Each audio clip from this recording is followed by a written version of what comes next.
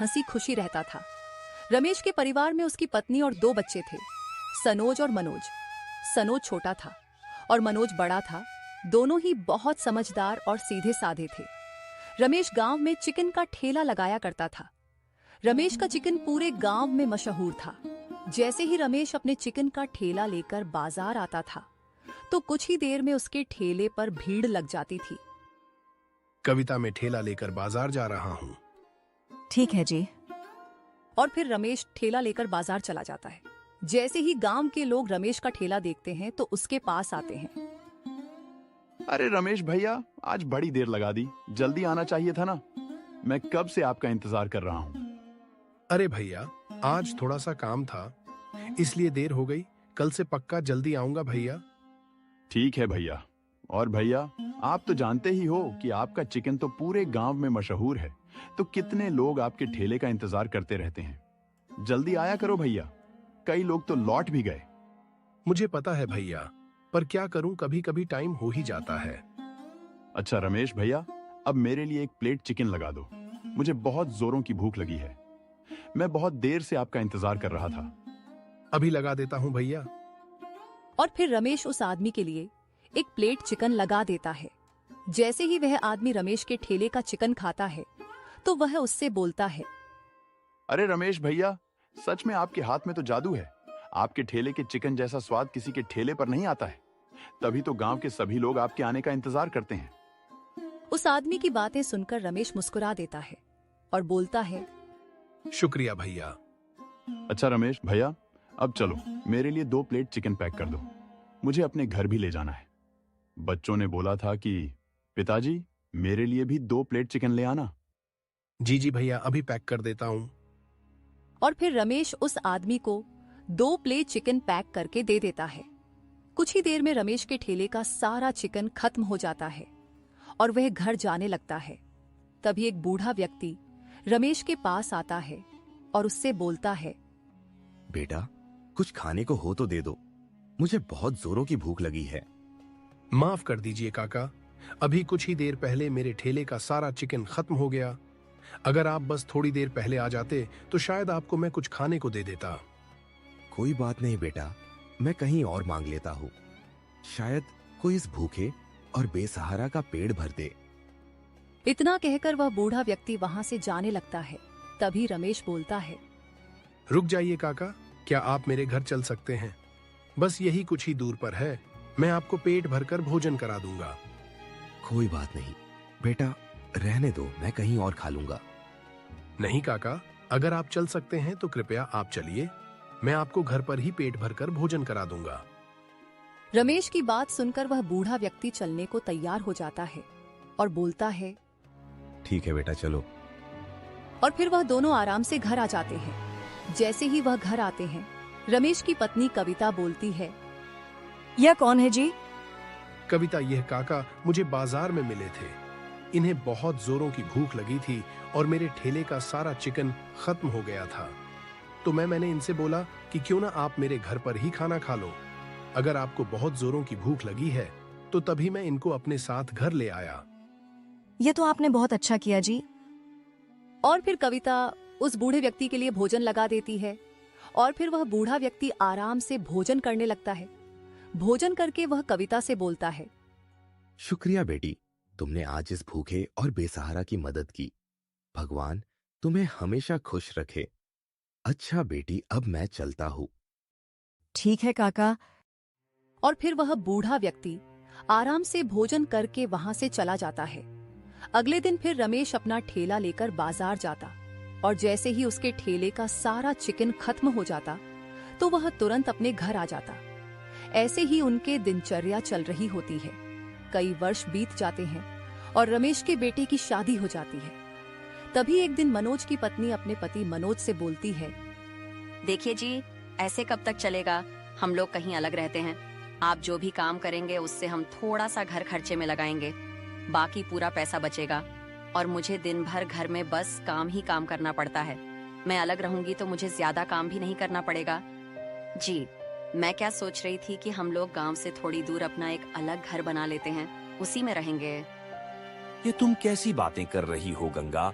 हम अलग क्यों रहेंगे? माता पिता के साथ ही रहेंगे तो ज्यादा अच्छा है। और तुम तो जानती ही हो कि मैं इतने ज्यादा पैसे नहीं कमा पाता हूँ। घर का खर्च तो पिताजी ही चलाते हैं, और बात रही घर के काम की तो माँ तो बूढ़ी हो चुकी है। उनके शरीर में इतनी ताकत नहीं है कि वह घर का सारा काम कर सके, इसलिए तुम्हें ही तो करना पड़ेगा ना। जी आप ठीक बोल रहे हैं, पर अगर हम अलग रहेंगे तो हम ज्यादा पैसे बचा पाएंगे। और कब तक हम लोग ऐसे ही माता पिता के पैसों से खाते रहेंगे? हमें कुछ करना चाहिए। देखो, गंगा मैं अपना घर छोड़कर कहीं नहीं जाने वाला। मैं हमेशा अपने माता पिता के साथ ही रहूंगा। ठीक है जी, अगर आपको अलग नहीं रहना है तो मैं ही अलग हो जाती हूँ। आज ही मैं अपने मायके चली जाती हूँ, मुझे नहीं रहना है आपके साथ। ये तुम कैसी बातें कर रही हो गंगा? इसमें जिद करने वाली कौन सी बात है? हम लोग माता पिता के साथ रहेंगे तो ज्यादा खुश रहेंगे, और कभी भी अगर कोई दुख तकलीफ आई तो वह हमारा साथ देते हैं। और तुम तो जानती ही हो कि अक्सर मेरी तबीयत खराब रहती है, दवा का खर्च भी पिताजी ही उठाते हैं। तो फिर तुम्हें अलग क्यों होना है? जी मुझे कुछ नहीं सुनना है। अगर आप अलग नहीं हो सकते हैं तो मैं ही हो जाती हूँ ना। मैं कौन सा आपसे बोल रही हूँ कि आप मेरे साथ चलो, मैं तो बस आपसे पूछ रही थी। ठीक है गंगा, अगर तुम चाहती हो कि हम अलग रहे तो मैं आज ही पिताजी से बात करूंगा। फिर मनोज रमेश के पास जाता है। मनोज को उदास देखकर रमेश मनोज से पूछता है, क्या हुआ बेटा, उदास क्यों हो? कोई परेशानी है? मैं तो ठीक हूँ पिताजी। गंगा बोल रही है कि हम दोनों आपसे अलग रहे। यही पास वाले गांव में अपना एक छोटा सा घर लेकर बोल रही है कि अगर हम अलग रहेंगे तो हमें पैसों की ज्यादा बचत होगी। मनोज की बात सुनकर रमेश चिंतित हो जाता है और बोलता है, ये तुम कैसी बातें कर रहे हो मनोज? अलग क्यों होना है? अगर कोई समस्या है तो तुम मुझे बताओ, मैं हूं ना अभी। और अगर तुम्हारी मर्जी हो अलग रहने की तो कोई बात नहीं, तुम रह सकते हो, मैं जबरदस्ती नहीं करूंगा। पिताजी, मैं तो आपके साथ ही रहना चाहता हूँ। मैं तो अलग होने के बारे में कभी सोच भी नहीं सकता हूँ, पर मैं क्या करूँ? पिताजी, गंगा है ना, वह नहीं मान रही है, वह अलग रहने को बोल रही है। पिताजी, आप ही उसे समझाइए कि हम सब साथ रहेंगे तो ज्यादा खुश रहेंगे। और पिताजी, अभी तो मैं कोई भी काम नहीं करता हूँ। हम अलग घर भी कैसे ले पाएंगे? और मेरी तबीयत भी ठीक नहीं रहती है। मेरी दवाई का खर्चा कौन झेलेगा? घर का राशन, बहुत सारे खर्चा है। ठीक है बेटा, अगर तुम चाहते हो कि मैं गंगा को समझाऊं तो मैं एक बार बोलूंगा। अगर वह मेरी बात मान लेती है तो ठीक है, नहीं तो फिर तुम्हारी मर्जी। फिर रमेश गंगा के पास जाता है और उससे कहता है, गंगा बिटिया, क्या तुम अलग रहना चाहती हो? जी पिताजी, मेरे अलग रहने का मतलब यह नहीं है कि मैं आपसे नाराज हूँ या मैं अभी आपके साथ खुश नहीं हूँ। मेरी अलग रहने का मतलब यह है पिताजी की इनको भी काम मिल जाएगा, और अगर हम अलग रहेंगे तो हम पैसों की ज्यादा बचत भी कर पाएंगे। तुम ठीक बोल रही हो गंगा बिटिया, परंतु अभी तो मनोज कुछ भी पैसे नहीं कमाता है। तुम अलग कैसे रह पाओगी? और अलग रहने के लिए तो बहुत पैसे चाहिए, क्योंकि तुम्हें एक नए घर की भी जरूरत होगी।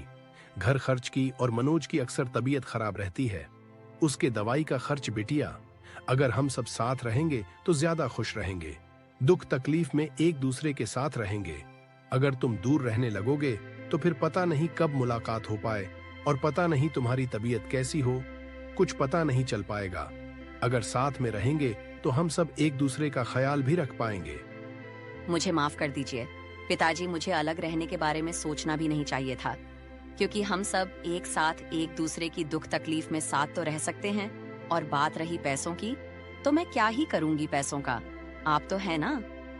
गंगा बिटिया, अभी तुम्हें चिंता करने की कोई जरूरत नहीं है। मैं हूं, तुम्हें जो चाहिए तुम मुझसे बोला करो, और कोई भी जरूरत हो तो तुम मुझे बताया करो। मैं तुम्हारे पिताजी जैसा ही तो हूं। रमेश की बातें सुनकर गंगा खुश हो जाती है और बोलती है, हाँ पिताजी। और मनोज, कल से तुम मेरे साथ चिकन के ठेले पर काम करोगे। जी पिताजी, मैं तो कब से चाहता था कि मैं आपके साथ आपके काम में आपकी मदद करूं, पर आप खुद ही मुझे कुछ भी नहीं करने देते थे। अच्छा पिताजी, मैं कल से आपके साथ आपके ठेले पर काम करूंगा।